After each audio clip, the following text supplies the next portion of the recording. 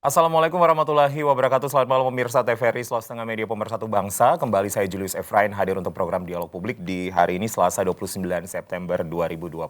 Di awal kami ingin mengucapkan kembali selamat hari ulang tahun Kota Palu yang ke-42 tahun yang baru saja berulang tahun pada dua hari yang lalu begitu pemirsa. Dan tentunya kami terus menghimbau kepada Anda untuk selalu hidup sehat di tengah wabah pandemi COVID-19 dengan menerapkan pola 3M, menggunakan masker, menjaga jarak dan juga sering mencuci tangan menggunakan air dan juga sabun mengalir. Nah pemirsa, di dialog publik kali ini kita tidak dulu akan membahas COVID-19 begitu, tetapi kita akan membahas tentang salah satu yang kemudian juga menjadi urgensi di negara ini adalah peredaran narkoba. Kita tahu bersama banyak yang mengatakan bahwa Indonesia darurat narkoba atau darurat narkotika. Saya akan bacakan dulu kepada Anda begitu bahwa bisnis ilegal narkoba ini telah menggurita di setiap negara termasuk Indonesia. Sindikasi narkotika akan terus berusaha menciptakan pangsa, pasar baru dan menumbuhkan kampung-kampung narkoba untuk memperlancar bisnis ilegalnya. Ada beberapa faktor yang kemudian mendukung kenapa peredaran narkoba begitu masif terjadi di negara ini. Seperti misalnya angka kemiskinan dan pengangguran dari para pengedar ataupun juga penggunanya,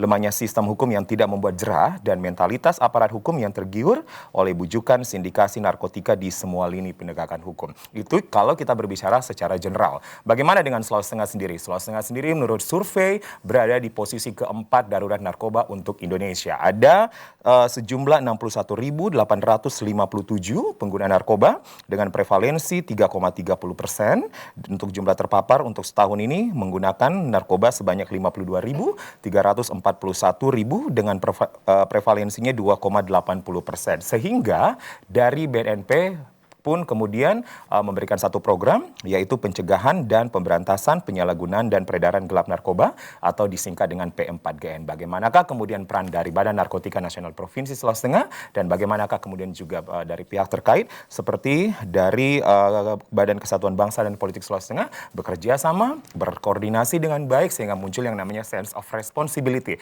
dari semua stakeholder. Kami akan membahasnya bersama dengan dua narasumber kami yang telah hadir di studio TVRI Sulawesi Tengah yaitu Ibu Masnawati Rahman SEMM, beliau merupakan Kepala Bagian Umum BNNP Sulawesi Tengah. Assalamualaikum warahmatullahi wabarakatuh, Bu Masna. Waalaikumsalam warahmatullahi wabarakatuh. Hadir juga bersama kami Kepala Badan Kesatuan Bangsa dan Politik Provinsi Sulawesi Tengah, Dr. Farudin Deamba. Assalamualaikum warahmatullahi wabarakatuh. Waalaikumsalam warahmatullahi wabarakatuh. Sehat Bapak Ibu? Alhamdulillah. Sehat ya.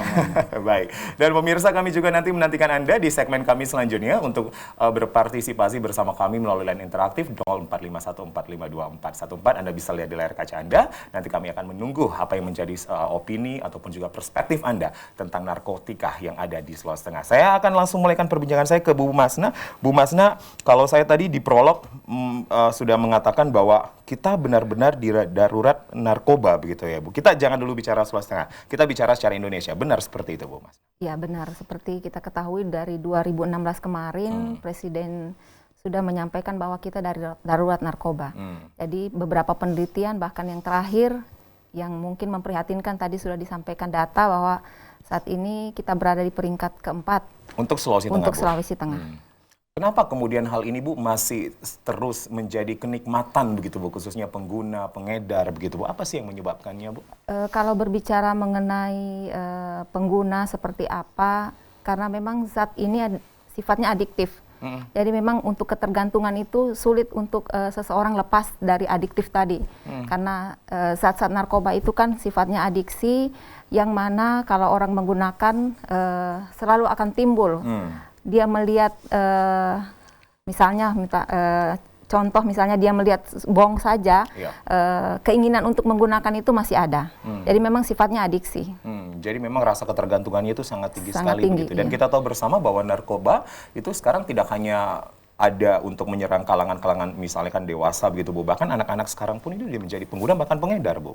Benar, karena kalau hasil penelitian kemarin data yang disebutkan itu angka 15 tahun sampai dengan 64 tahun. Itu pengguna. Artinya sudah ada yang usia 15 masih kategori anak-anak sebagai pengguna. Baik. Bu Masna, kita bisa mengklasifikasikannya seperti ada yang menggunakan, ada yang mengedarkan begitu ya Bu ya? Oke. Ada juga yang sebagai bandar mungkin. Atau gimana kemudian klasifikasi dari kejahatan narkoba ini menurut BNNP Bu?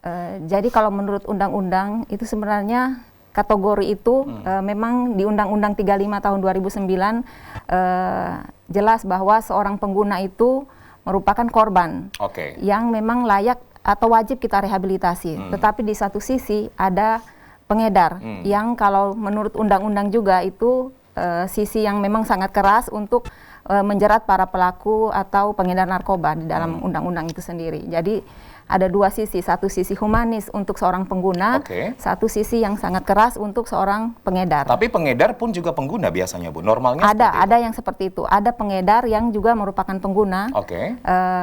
Mungkin awalnya kalau dari hasil penelitian dan berdasarkan pengalaman kami di BNN bahwa awalnya pengedar itu hanya menggunakan coba-coba, bahkan pertama hanya coba-coba.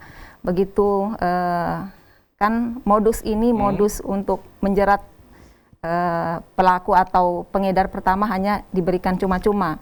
Kemudian begitu dia terpapar, menikmati kemudian menjadi seorang yang pecandu. Begitu seorang pecandu, disitulah para bandar ini menggunakan berbagai cara untuk bagaimana supaya pecandu itu bisa kemudian meningkat menjadi seorang pengedar. Jadi ada kenaikan begitu, Bu, ya, dari uji coba, dari trennya coba. Seperti itu selama itu ini, biasanya alurnya begitu ya. Baik. Itu. Saya nanti akan kembali ke Ibu Masna. Kita akan sangat spesifik ketika kita bicara Sulawesi Tengah begitu, Bu. Namun ditahan, saya akan minta tanggapan Pak Dokter dulu, Kepala Kesbang Pol. Pak Dokter, kalau kita lihat pun juga pertanyaan saya masih general ini, Pak. Kenapa kemudian Indonesia sering dikatakan darurat narkoba begitu, Pak?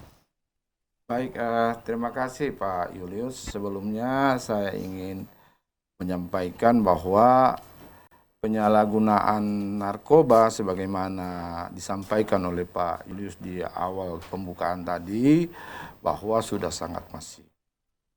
Sehingga permasalahan yang kita hadapi ini juga semakin kompleks. Apalagi persoalan narkoba ini adalah persoalan lintas negara karena ada unsur bisnis di dalamnya. Bahkan sebagaimana data yang kami juga dapatkan bahwa persoalan narkoba ini umumnya yang terpapar ini adalah dari kalangan generasi muda, remaja dan pelajar. Nah, terkait dengan hal itu maka untuk penyelesaiannya tidak cukup kalau hanya pemerintah. Keterlibatan semua pihak, baik tokoh masyarakat, media cetak, tokoh-tokoh agama, kalangan pendidik, maupun dari orang tua, keluarga, serta remaja itu sendiri. Nah, oleh karena itu terkait dengan itu, maka ada kewajiban dari pemerintah untuk melindungi setiap warga negaranya. Upaya perlindungan itu diterbitkanlah berbagai regulasi. Di antara regulasi itulah terbitlah Inpres nomor 2 tahun 2002. Tahun 2020. Mendahului itu ada Permendagri. Permendagri nomor 12 tahun 2019. Ini adalah upaya-upaya kita untuk mencegah warga negara kita tidak terpapar masalah narkoba. Saya kira itu sebentar. Baik, Pak Dokter, tadi disampaikan bahwa ini sudah memang menjadi kasus lintas negara karena ini dijadikan ladang lahan bisnis begitu, Pak. Dan Pak Dokter mengatakan bahwa jangan selalu pemerintah tapi semua stakeholder. Tapi kalau kita lihat dulu, memang pemerintah pun juga sudah gencar, Pak, melakukan sosialisasi karena sudah ada Permendagri nomor 12 2019, sudah ada Impres nomor 2 2020. Kalau lihat dari sisi pemerintah memang sudah sangat serius, Pak. Sudah sangat serius pemerintah. Karena itu upaya ini harus kita dukung bersama. Tidak cukup kalau pemerintah, pihak-pihak lain juga harus terlibat di dalamnya. Misalnya pihak pendidikan, bagaimana teman-teman dari dunia pendidikan ikut bersama-sama agar supaya anak-anak didik kita tidak terpapar masalah. Bagaimana dengan organisasi-organisasi kemasyarakatan?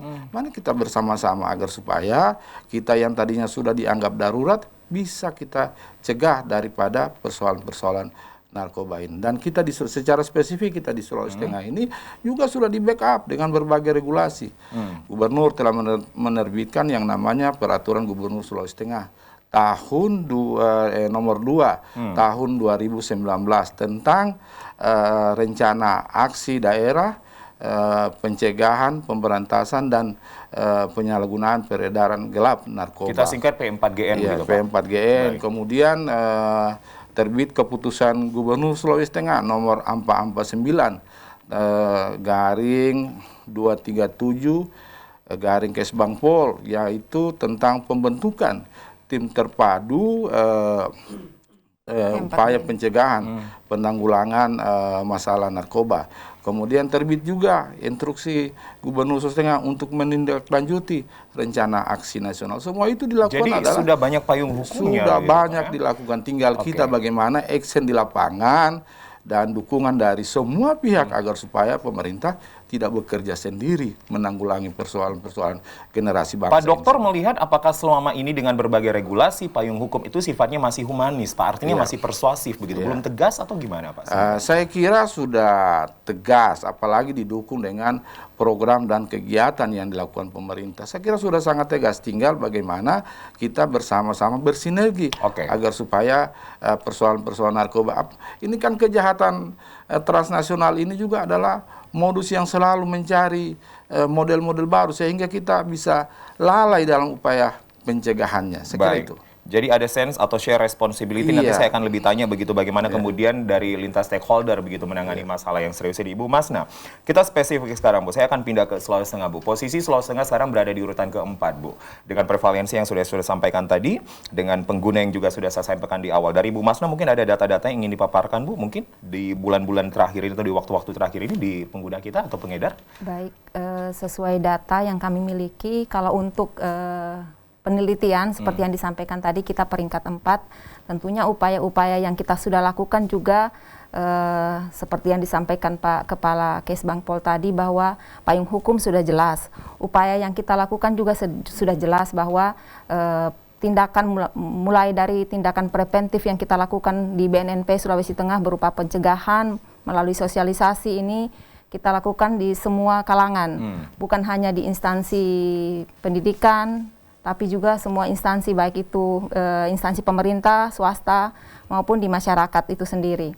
Nah, kemudian untuk selanjutnya, langkah-langkah yang kami lakukan selain tadi preventif berupa pencegahan, kami juga melakukan tentunya upaya untuk memutus jaringan.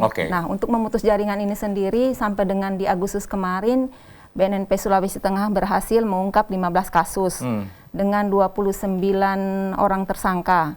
Nah, jumlah barang bukti sendiri untuk sabu-sabu kurang lebih 1,1 kilo. Kemudian untuk ganja ada 960 Ini gram. sudah dimusnahkan semua, Bu? Sudah dimusnahkan. Dimusnahkan di September awal kemarin. Kita melakukan pemusnahan barang bukti.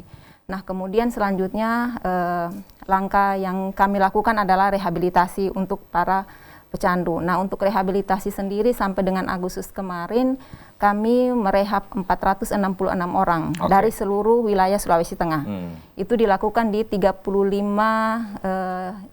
institusi penerima wajib lapor. Jadi IPWL kita punya 35 IPWL di Sulawesi Tengah yang melayani sampai dengan Agustus 466 orang. Tapi Bu Masa memang melihat grafik kita ini naik terus Bu. Artinya bulan per month-nya itu memang monthly-nya kita naik terus Bu. Naik terus, tapi memang dengan kondisi pandemi kemarin untuk pelayanan rehabilitasi kami sempat berhenti kurang lebih selama 3 bulan. Jadi untuk konseling sendiri itu hanya melalui daring juga. Tapi kami tetap melakukan upaya itu untuk upaya rehabilitasi. Bu Masna mengatakan bahwa ada pemutusan jaringan Bu. Jaringan mana saja yang masuk Bu kita? Kalau kita masih ada dari jaringan Malaysia. Dan itu tembus ke Palu, ke tembus Sulawesi ke Palu, iya, tembus ke Palu. Kemudian ada dari Malaysia melalui Tawau, kemudian ada yang lewat Kalimantan, lewat Sumatera. Seperti itu. Apakah kemudian perbatasan, misalnya kita lihat perbatasan tidak begitu ketat, Bu, ketika jaringan ini akhirnya bebas keluar masuk? Mungkin bukan kita mengatakan tidak ketat, karena saya pikir semua pemerintah yang terlibat, baik itu dari kepolisian, TNI, Polri, itu semua sudah melakukan langkah-langkah yang memang wajib kita lakukan untuk itu. Tapi karena itu tadi, seperti yang disampaikan Pak Kepala bahwa ini untuk unsur bisnis tentunya orang berpikir bahwa kalau ada risiko yang dihadapi untuk sesuatu hal yang mempunyai nilai rupiah yang tinggi, tentunya orang juga masih berpikir untuk melakukan hal itu. Dan akan tergiur. Iya, tetap akan tergiur. Baik, Pak Dokter. Unsur bisnis, Pak. Tadi saya sempat di awal juga mengatakan bahwa saya coba paparkan kembali bahwa angka kemiskinan dan pengangguran kita pun tinggi. Ini bisa menyebabkan satu indikator, begitu Pak. Lemahnya sistem hukum, ya, bisa menjadi indikator yang kedua, dan mentalitas aparat hukum yang tergiur, Pak. Ada 3 indikator yang kemudian saya dapatkan juga dari term of reference yang dibagikan oleh teman-teman dari BNNP, Pak. Pak Dokter setuju, Pak? Artinya aparat hukum pun juga mentalitasnya tidak baik begitu. Tidak bisa kita generalisir seperti itu. Itu mungkin bisa dikatakan oknum, ya, Oknum. yang terlibat. Jadi kita menyebutnya oknum, Pak. Oknum, karena kalau kita sebut penegak hukum itu kita berbicara dalam arti unit kerja lembaga. Tapi saya ingin mengembangkan apa yang disampaikan Ibu Mas Nawati Rahman tadi terkait dengan jaringan. Bahwa Sulawesi Tengah ini adalah daerah yang terbuka, Pak. Sulawesi Tengah ini karena sudah begitu maju dan berkembang begitu pesat, maka dia menjadi daerah yang terbuka. Dari 13 kabupaten kota ini terdapat 8 daerah yang memiliki bandar udara. Oke, Ya, 8 kabupaten kota maksudnya, yang Pak, ya? memiliki bandar udara yang menghubungkan dengan bandar-bandar internasional. Seperti Malaysia salah satu. Bandara internasional Jakarta, Balikpapan, Masih di Indonesia, Manado, Makassar. Kemudian hampir semua daerah di Sulawesi Tengah kecuali Kabupaten Sigi memiliki pelabuhan laut. Nah, yang artinya ini benar-benar sebagai daerah yang terbuka.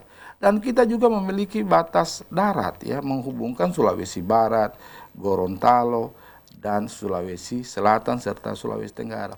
Ini adalah jalur-jalur yang memungkinkan terjadinya peredaran narkoba yang gelap tersebut. Oleh karena itu, kita dari pemerintah daerah, khususnya kami dari Kesbangpol, dalam rangka untuk melakukan cegah dini, tangkal dini, dan waspada dini terhadap upaya penyalahgunaan narkoba ini, kita tugaskan teman-teman di Bakesbangpol Kabupaten Kota untuk mengawasi jalur-jalur ini, walaupun dengan keterbatasan, sehingga kita harapkan sebagai upaya bentuk meminimalisir terjadinya penyalahgunaan. Di samping itu juga saya sangat mendukung apa yang sudah dilakukan oleh BNN untuk melakukan rehabilitasi ini supaya permintaan terhadap narkoba ini juga berkurang. Penegakan hukum supaya suplai peredaran terhadap narkoba terhadap masyarakat juga menjadi berkurang. Kalau dua ini bisa kita lakukan, insya Allah peredaran narkoba itu bisa diminimalisir. Tapi tidak bisa juga kita hindari bahwa profesionalitas dengan organisasi internasional seperti yang saya katakan tadi, kejahatan lintas negara juga dengan macam-macam model, sehingga kita harus mampu mengantisipasinya dari sekarang. Pak Dokter, saya akan bertanya seperti yang saya tanyakan Bu Masna, karena ini kita ada sangkut pautnya dengan perbatasan, Pak. Bapak mengatakan bahwa kita ada di daerah yang sangat terbuka, Pak. Daerah yang maju, ya, investor pun juga begitu masif pun juga menanamkan investasinya di sini. Walaupun kita di tengah pandemi mungkin agak terhenti begitu, Pak. Apakah perbatasan menurut Bapak begitu pun juga sudah sangat ketat, Pak? Begitu, jalur-jalur perbatasan baik udara, laut ataupun juga darat, Pak. Saya kira sudah teman-teman yang bertugas di perbatasan itu, baik dari pemerintah daerah maupun dari aparatnya sudah melaksanakan tugas sesuai dengan SOP. Karena itu adalah salah satu pintu masuk. Namun demikian, cara dan upaya yang dilakukan oleh pelaku kejahatan ini macam-macam model. Ada yang dia masukkan di dalam badannya, ada dalam bentuk bungkusan bingkisan dan sebagainya. Itu adalah merupakan bonus-bonus yang sudah dilakukan oleh mereka dan sudah diberikan bimbingan kepada teman-teman yang ada di perbatasan sehingga dapat.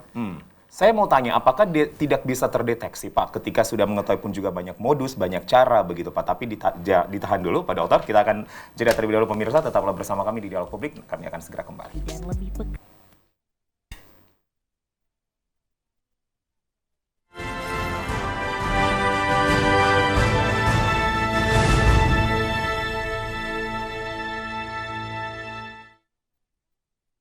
Hidup 100%, sadar sehat, produktif, dan bahagia.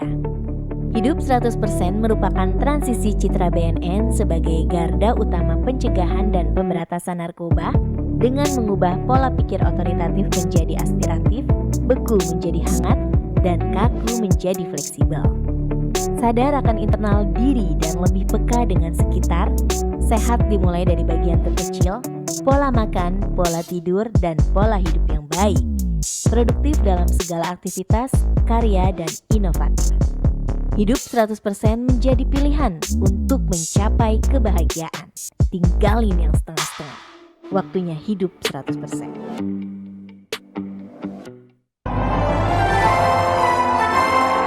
Indonesia darurat narkoba.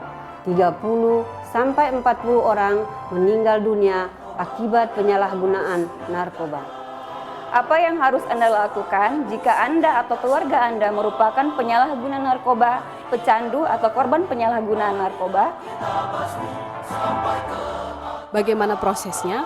Klien datang melapor, akan diterima oleh petugas dan akan melakukan registrasi. Untuk penentuan rawatan, klien akan menjalani asesmen awal berupa pemeriksaan medis, riwayat penggunaan pemeriksaan psikologis, dan tes urin.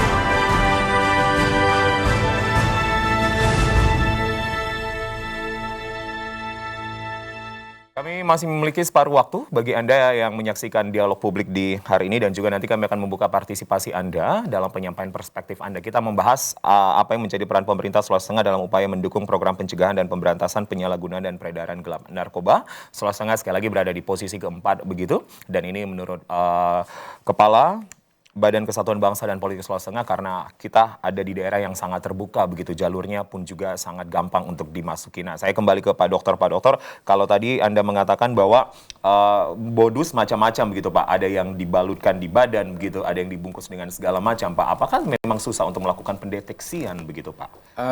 Saya kira bukan hal yang mudah ya, karena bagaimanapun penyalahgunaan pelaku kejahatan narkoba ini sudah ada pengalaman ya dengan sebelum-sebelumnya, karena itu selalu berinovasi lah ya dalam Mereka berinovasi juga Pak. Berinovasi yang negatif sehingga selalu kecolongan. Bahkan tidak sedikit juga kasihan teman-teman yang ada di lapangan karena tergoda oleh rayuan mereka, sehingga ya seperti dikatakan tadi. Makanya saya katakan tidak unit kerja tetapi oknum. Baik. Saya kira itu. Baik. Pemirsa, kami juga mengundang Anda berpartisipasi di 0451452414. Namun sebelum itu kami akan memutarkan satu video, satu tayangan. Ini adalah Hidup 100%. Kita saksikan tayangan ini bersama-sama dan nanti saya akan meminta tanggapan apa yang menjadi isi atau makna dari konten ini dari Ibu Masnawati dari BNNP. Silakan teman-teman. Hidup 100%. Sadar sehat, produktif, dan bahagia. Hidup 100% merupakan transisi citra BNN sebagai garda utama pencegahan dan pemberantasan narkoba dengan mengubah pola pikir otoritatif menjadi aspiratif, beku menjadi hangat, dan kaku menjadi fleksibel. Sadar akan internal diri dan lebih peka dengan sekitar, sehat dimulai dari bagian terkecil, pola makan, pola tidur, dan pola hidup yang baik. Produktif dalam segala aktivitas, karya, dan inovatif. Hidup 100% menjadi pilihan untuk mencapai kebahagiaan. Tinggalin yang setengah-setengah. Waktunya hidup 100%. Hashtag Hidup 100% ini menjadi hashtag baru dari BNNP Sulawesi Tengah dan sadar, sehat, produktif, bahagia seperti apa kemudian isi dari konten ini nanti akan direspon oleh Ibu Mas. Nah, kita ke penelpon pertama. Selamat malam. Selamat malam dialog publik. Oke, terputus 0451452414. Kami nantikan Anda yang ingin bergabung bersama kami. Selamat malam. Selamat malam dialog publik. Halo, selamat malam. Baik. Dengan Bapak siapa di mana, Pak? Dengan Pak Iksan, Pak di Tondo. Pak Iksan di Tondo. Silakan Pak Iksan, apa yang menjadi pertanyaan atau pernyataannya, Pak? Iya, jadi masalah narkoba memang ini adalah masalah kita bersama. Karena biar bagaimanapun pemerintah bekerja tanpa didukung oleh mental-mental yang betul-betul ingin memutus mata rantai penyebaran narkoba ini, kita juga kepayahan. Tetapi kalau menurut cara pandang saya, yang pertama ini adalah perbaikan mental dulu dari para petugas-petugas Pak. Saya mohon maaf, kenapa saya mengatakan demikian? Karena begitu gampangnya masuk barang itu ke daerah kita.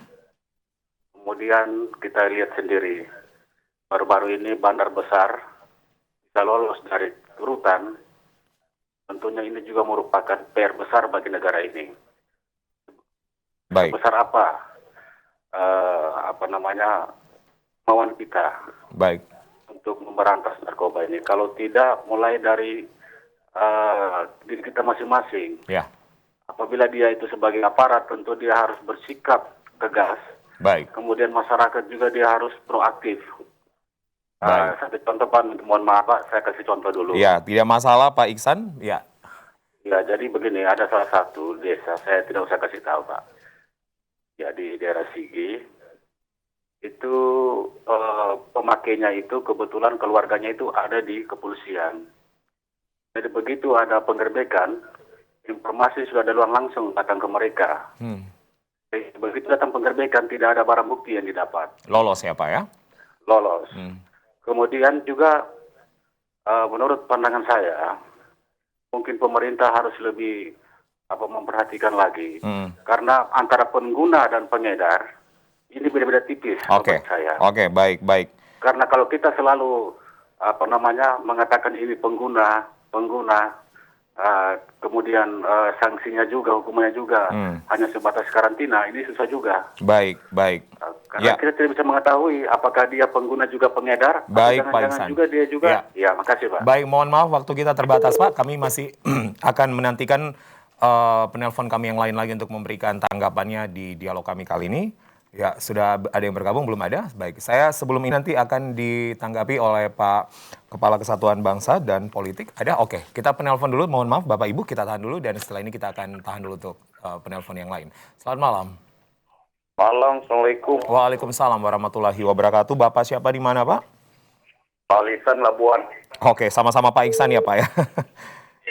Ya, Pak Iksan di Labuan. Silakan Pak Iksan. Begini Pak, para narasumber yang ada depan. Kalau bisa untuk mengadakan suatu kegiatan sosialisasi semacamnya, harus dilibatkan para pemuda. Oke. Jangan cuma aparat atau pemerintah. Baik.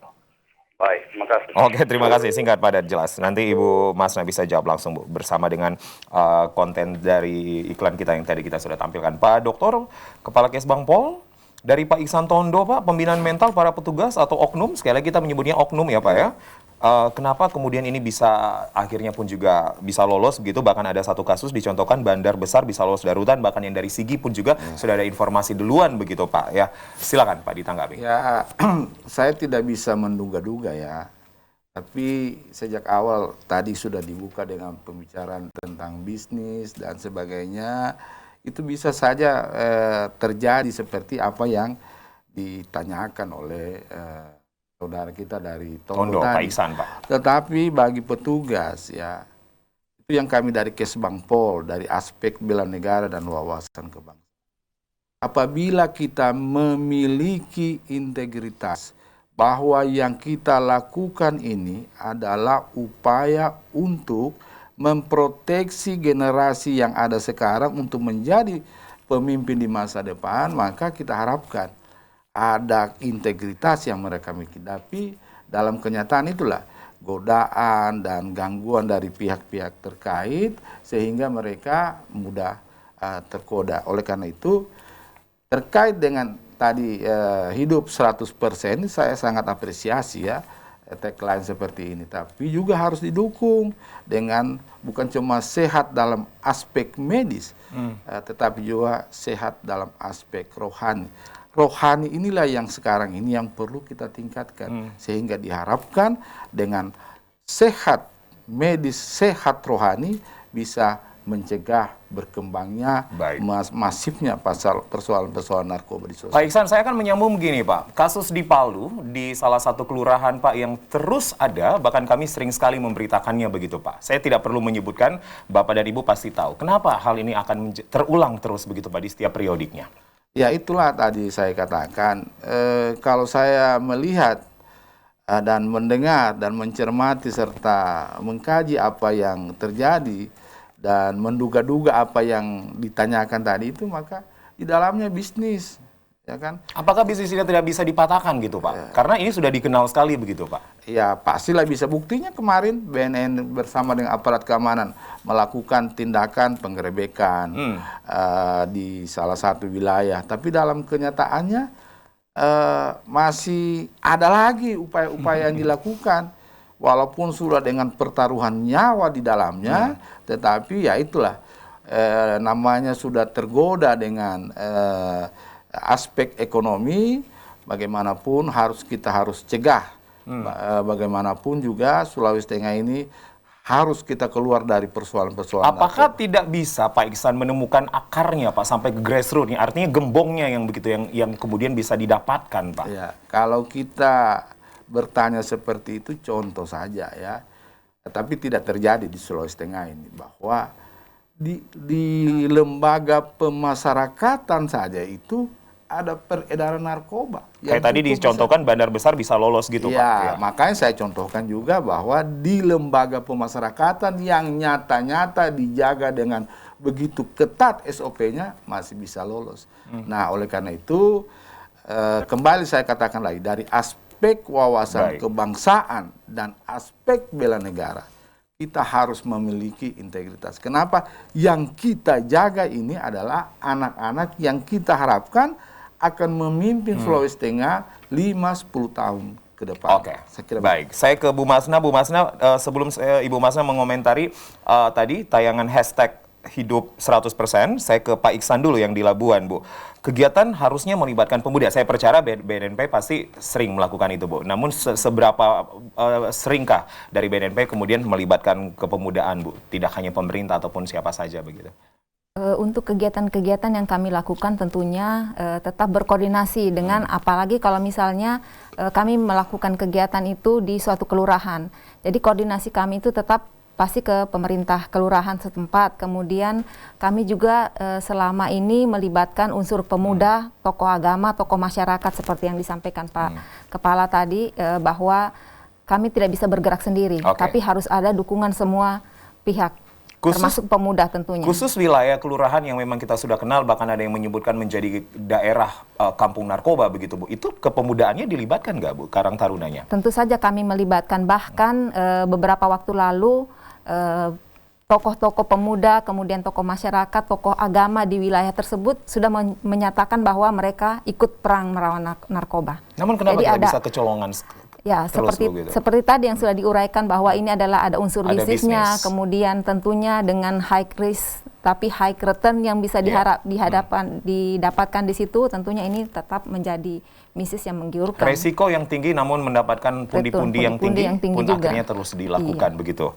Bu, hashtag hidup 100%, sadar, sehat, produktif, bahagia. Apa yang kemudian menjadi esensi dari BNNP kemudian mengeluarkan ini, Bu?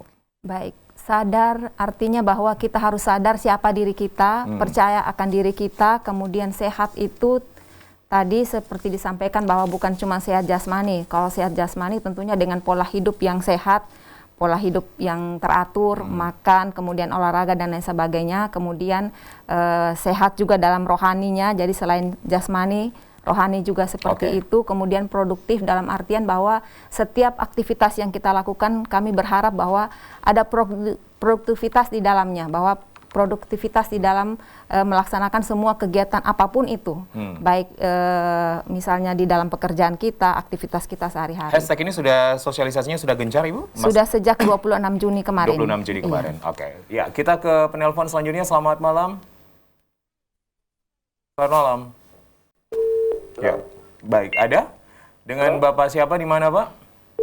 Dengan Pak Dasman di Mamboro. Pak Dasman di Mamboro, Pak.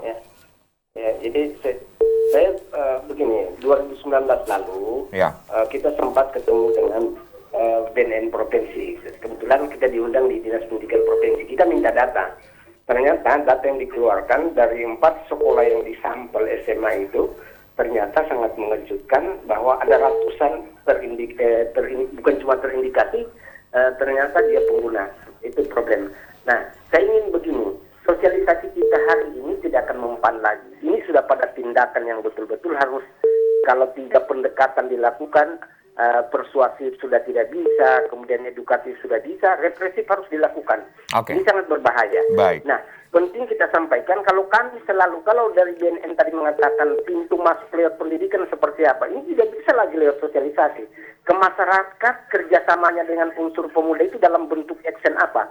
Kalau sekedar hanya sosialisasi tanpa ada tindakan, kemudian kita hanya dapat mengeluh karena ini bisnis, kita mengapresiasi apa yang dilakukan oleh BNN dan instansi terkait selama ini. Tetapi kalau kemudian dengan fakta-fakta yang ada tetap bergulir, masalah ini menjadi sebuah problem yang tidak akan ada akhirnya, maka tindakan terhadap aparat yang ternyata terlibat di dalam itu kan ternyata tidak maksimal. Nah, unsur-unsur yang terlibat juga di dalam sebagai penegak, juga pemain di dalam, itu yang menjadi penting untuk dilakukan. Nah, edukasi keluarga juga menjadi penting karena memang orang tua tidak bisa lagi mengontrol anak-anak sekolah yang ternyata rata-rata terlibat di situ. Ini penting. Jadi pintu masuk kita bukan cuma pintu masuk masyarakat sosialisasi, tetapi semua dimensi yang bisa kita masuk itu harus masuk. Jadi Pak Dasman represif begitu Pak, jangan hanya sebatas sosialisasi. Tidak atau bisa persuasif terus. Sekarang tidak dibutuhkan lagi. Sekarang tindakan. Nah, kami mengedukasi. Saya sering diundang oleh lembaga-lembaga kaitannya dengan edukasi keluarga. Nah, sekarang kita pintu masuk terpenting itu keluarga karena anak-anak kita ini sekolah, anak-anak pelajar mulai SD sampai SMA itu pengguna. Ya. Pak Dasman, jika tidak keberatan kami boleh tahu Pak Dasman terlibat dalam keanggotaan LSM atau dari mana begitu kalau tidak keberatan Pak Dasman? Saya Ketua Pokja Pembinaan Pendidikan Keluarga Sulawesi Tengah. Ketua Pokja Pembinaan Keluarga Sulawesi Tengah Pak Dasman ya? Pendidikan keluarga yang mengedukasi kaitannya dengan pendidikan anak usia dini dan sebagainya. Yang kemudian kita concern itu menyelamatkan anak-anak kita. Kami sangat berterima kasih Pak Dasman sebagai Ketua Pokja Pak di pendidikan bisa hadir di interaktif kami. Terima kasih, selamat malam. Baik, silakan ditanggapi Bu Masna Bu. Gimana kemudian? Jangan hanya persuasif atau jangan hanya sosialisasi, tapi ada tindakan sekarang Bu yang dibutuhkan begitu Bu. Tindakan keras, tindakan tegas Bu. Baik, kalau berbicara mengenai sosialisasi, tindakan pencegahan itu saya pikir saat ini masih wajib kita lakukan. BNNP merasa masih perlu. Masih perlu untuk kita lakukan. Tapi untuk tindakan tegas juga, kalau untuk saya berbicara bukan instansi lain ya, saya berbicara untuk BNN sendiri. Kalau kami BNN sendiri setiap tahun itu kami melakukan langkah-langkah tindakan untuk mengantisipasi seperti yang disampaikan bahwa ada oknum kami yang mungkin nantinya bisa ikut terlibat di dalam hal-hal seperti itu. Jadi ada langkah-langkah antisipasi yang kami lakukan untuk BNN sendiri. Saya tidak berbicara instansi lain. Nah, kalau berbicara kemudian mengenai ketahanan keluarga, kami juga ada program itu bahwa bagaimana ketahanan keluarga yang perlu kita tumbuhkan, kita perkuat di situ di dalam mencegah tentunya khususnya anak-anak muda yang atau anak-anak generasi muda yang akan kemungkinan bisa terpapar. Jadi ada ketahanan keluarga, program itu juga kami saat ini untuk melakukan itu. Kami terus percaya dan mengapresiasi, apalagi dengan adanya P4GN Bu, ya, yaitu program pencegahan dan pemberantasan penyalahgunaan dan peredaran gelap narkoba. Karena domain BNN menurut Ibu Masna adalah sudah sangat sering melakukan, kalaupun masih menjadi sosialisasi itu pun akan sangat dilakukan begitu Bu, akan sangat sering dilakukan. Namun ketegasan pun juga sudah sering dilakukan oleh BNN Bu. Kesbang Pol sendiri Pak Dokter. Jadi menanggapi pertanyaan dari Pak Iksan tadi yang awal dan juga pertanyaan Pak Dasman, dari Pak Dasman tadi di Mamboro ya, kalau Mamboro, betul. Apa yang dilakukan oleh pemerintah daerah itu terangkum ya di dalam bentuk rencana aksi daerah P4GN. Ya. Rencana ini dilakukan tidak hanya Kesbang Pol melalui tim terpadu tadi. Jadi hampir seluruh OPD bekerja baik secara langsung maupun secara tidak langsung upaya untuk mencegah dan memberantas narkoba. Misalnya dari Kesbang Pol, dari Dinas Pemuda dan Olahraga, dari Dinas Pemberdayaan Perempuan dan Perlindungan Anak, dari Satuan Polisi Pamong Praja sudah dilakukan. Rencana aksi ini dibagi dalam dua hal, pencegahan dan pemberantasan. Pencegahan ini yang dilakukan dalam bentuk sosialisasi dan sebagainya. Kemudian semacam pemberantasan tidak seperti aspek penegak hukum. karena mereka memiliki justifikasi sebagai aparat penegak. Kita hanya melakukan semacam razia, operasi di dalam atau di wilayah-wilayah yang dianggap ada indikasi peredaran narkoba, misalnya di tempat-tempat diskotik, ya, di tempat-tempat itu domainnya Kesbangpol, Pak? Bukan, itulah saya bilang tadi, terangkum di dalam rencana aksi daerah. Tidak Kesbangpol sendiri, tetapi pemerintah daerah Provinsi Sulawesi Tengah yang melaksanakan kewenangan itu sesuai dengan tupoksi OPD masing-masing. Oke. Jadi sama-sama saling lintas. Iya, terangkum di dalam rencana aksi daerah. Baik, dan Kesbangpol sangat mendukung program P4GN begitu, pasti, Pak? Pasti. Ya. Oke, Bu Masna, sejauh ini P4GN memang sudah efektif begitu, Bu? Berbicara efektif, tentunya ada indikator yang untuk mengukur efektivitas itu sendiri. Nah, untuk indikatornya itu tentunya masih dengan banyaknya penyalahguna salah satu indikatornya. Nah, berarti kalau berbicara mengenai data penyalahguna, semua hal yang kita lakukan dengan naiknya peringkat mungkin keempat. Peringkat keempat ini memang belum efektif, dalam artian bahwa masih perlu kita membenahi semua langkah-langkah yang kita lakukan. Nah, tadi sudah disampaikan ada tim efektif. Tim terpadu. Tim terpadu yang dibentuk oleh Gubernur Sulawesi Tengah itu juga melibatkan BNN. Jadi kami memang kita bekerja rencana aksi ya, Bu? Iya, dalam bentuk rencana aksi, dan kami memang melakukan semua tindakan-tindakan atau kegiatan-kegiatan yang terkait semua dengan masing-masing fungsi tupoksinya UPD masing-masing. Tentunya hal ini yang kita kalau boleh kita istilahkan bahwa kami sekarang mengeroyok bersama-sama. Jadi ini, barang ini kemudian dikeroyok bersama-sama untuk kemudian keseriusan dari semua stakeholder begitu.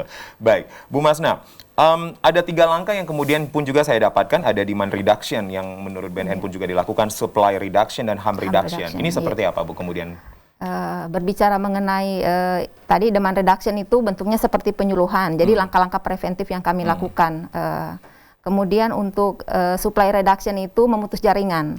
Nah, harm reduction tadi yang kami lakukan berupa rehabilitasi. Oke. Pak Dokter, untuk anggaran sendiri dari Kesbangpol, bagaimana kemudian pengalokasian anggarannya, Pak? Ya, saya pikir kalau untuk anggaran, ya, pertama tadi saya katakan dukungan pemerintah daerah dari aspek regulasi sudah ada. Ya, dari aspek program yang termuat di dalam rencana aksi daerah ada. Artinya kalau kedua itu ada, pasti anggaran ada. Oleh karena itu, kalau kita mengatakan cukup tidak cukup, itu tergantung dari OPD-nya masing-masing. Bagi saya, dengan segala keterbatasan yang kita miliki, bahwa pembangunan di Sulawesi Tengah tidak hanya persoalan narkoba, persoalan kemiskinan, persoalan kesehatan dan semuanya, tentu sudah ada indikator-indikator yang digunakan untuk mengukur berapa kebutuhan anggaran untuk kesehatan, kemiskinan dan sebagainya. Tetapi kita di Sulawesi Tengah ini yang patut kita apresiasi adalah pemerintah daerah melalui Bapak Gubernur Sulawesi Tengah sudah menginstruksikan kepada seluruh OPD agar supaya menjadikan instruksi Gubernur nomor 2 tahun 2009 menjadikan rujukan di dalam upaya-upaya pencegahan narkoba. Jadi tidak hanya juga rencana aksi daerah, Bapak Gubernur itu biasanya dia dadak pejabat eselon 2 pada saat rapat pimpinan untuk melakukan tes urin. Itu dilakukan secara rutin. Tes urin juga dilakukan, Pak? Dilakukan terhadap eselon 2. Alhamdulillah, dari seluruh pimpinan OPD tidak ada satupun yang terpapar narkoba. Jadi tidak hanya tes urin, sekarang ada rapid test juga yang sering dilakukan ya, Pak ya. Kita diperhadapkan dengan banyak tes sekarang gitu ya, Bapak Ibu ya. Bu Masna, partisipasi masyarakat ketika mendengar P4GN ini gimana kemudian, Bu? Tadi sudah disampaikan memang kepemudaan Karang Taruna, atau ada hal-hal lain lagi, Bu, yang kemudian masyarakat bisa begitu ngeblend untuk program-program dari BNN? Baik, yang kami harap masyarakat mau turut terlibat di dalam program tersebut, salah satunya dengan mau melaporkan diri ataupun keluarganya jika ada yang terindikasi menyalahgunakan narkotika kepada BNN tentunya. Dilaporkannya ke IPWL, Bu? IPWL. Ada berapa IPWL tadi, Bu? Ada 35 yang tersebar di seluruh wilayah Sulawesi Tengah. Pelayanan IPWL masih berupa virtual, masih berupa online begitu atau sudah bisa saat ini kami sudah membuka sejak bulan Juni kemarin, kami sudah membuka, tapi melihat kondisi kembali lagi di zona ini, merah. Belum ada kebijakan untuk itu, seperti apa nantinya. Kalau melihat, Bu, di tengah pandemi, Bu, apakah peredaran dan penggunaan narkoba kita masih cukup mengkhawatirkan, Bu? Masih sangat. Buktinya dengan keadaan pandemi kemarin, teman-teman di Polda juga masih mengungkap, begitu juga kami di BNN. Baik.